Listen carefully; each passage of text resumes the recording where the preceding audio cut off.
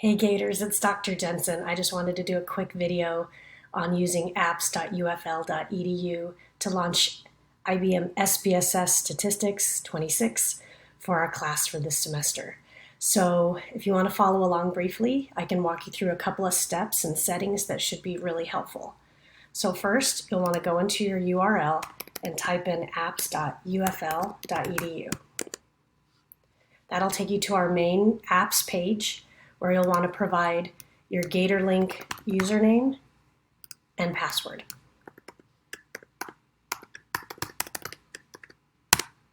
Once you're logged in, you'll see this little signal in the middle that says Citrix Receiver. Essentially, the Citrix Receiver is kind of a plugin / desktop host that allows you to run different applications at the University of Florida. You'll also see some messages. I'm happening to use Google Chrome. It says Citrix Receiver has reconnected your apps to see your apps, allow pop-ups. So you may occasionally need to adjust your settings in your browser to allow pop-ups, to launch new windows, because as soon as you launch an application from apps.ufl.edu, it will open it in a new tab. So you may have to adjust your settings. So click OK. And when you're on the regular page, you're just brought to a page full of apps, and it looks like this. So this has all kinds of software applications from architecture to mathematics, biology, and everything. You'll notice we have Microsoft Office applications too.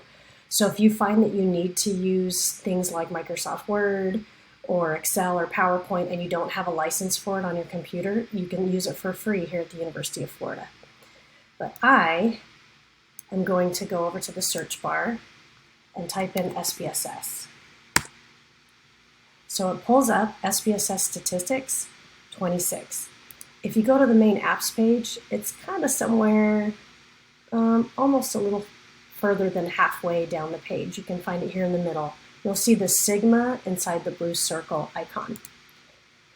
Once you identify the software, you can select Open. You'll get a little prompt that says it's connecting, and it may take a few moments. So sometimes, because of the kind of program this is, it takes up a lot of RAM to actually launch. So be patient. It could take up to 30 or 40 seconds to actually open the program. Once it's open, you'll see it says scale up the session for high resolution. I highly recommend that you do this and you enable. Okay?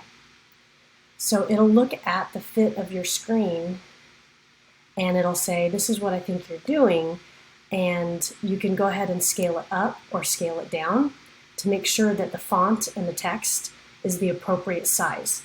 So go ahead and try different pixel resolutions for your screen to see what size works best for you. I've literally had students trying to work on itty-bitty versions of SPSS and they just can't read anything. And it's because they need to adjust the resolution for their screen. So again, find the resolution that works for you, and it will make the adjustment, and then you'll be all set. Once you're in the program, this is kind of a window that prompts you to open data. It's just a default. You can close it. Essentially, right here is the SPSS program.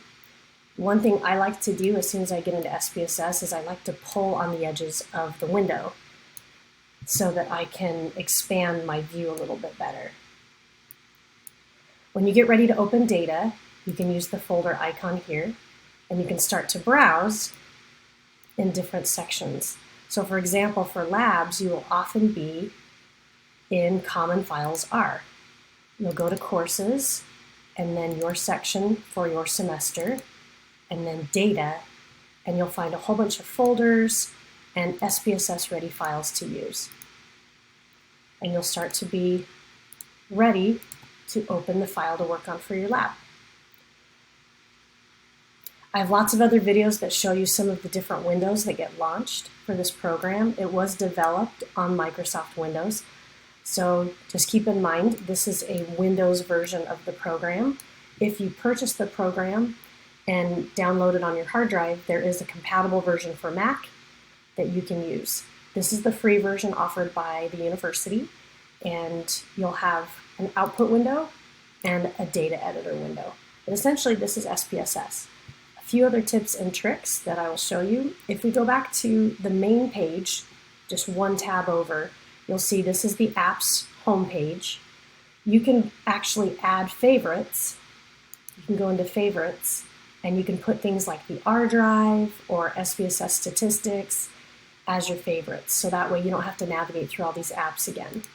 If I go to the program, it'll find that it's actually launched. But once you get to the main page, you can say remove from favorites, add to favorites, right? So that way you can have it here kind of on your splash page as a favorite, so you can navigate to it much more quickly. I think that's everything I needed to show you, but one last thing. Here's the cog in the right-hand corner. This is where you would adjust your account settings and change the Citrix receiver.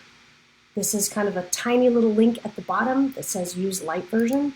You are perfectly fine using the light version of this program, which sometimes gives you better performance. If you are running internet at 100 megabytes per second, which is a pretty standard speed for residential internet access, you're probably going to do just fine.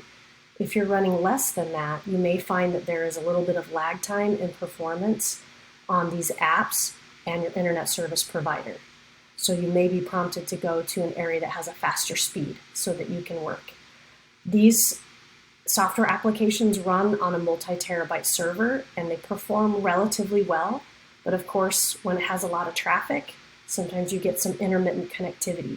Please let me know if you're finding any of these to be challenging and document appropriately with the help desk with a ticket number, and I can ensure that we provide necessary extensions if you're having technical issues. Other than that, good luck.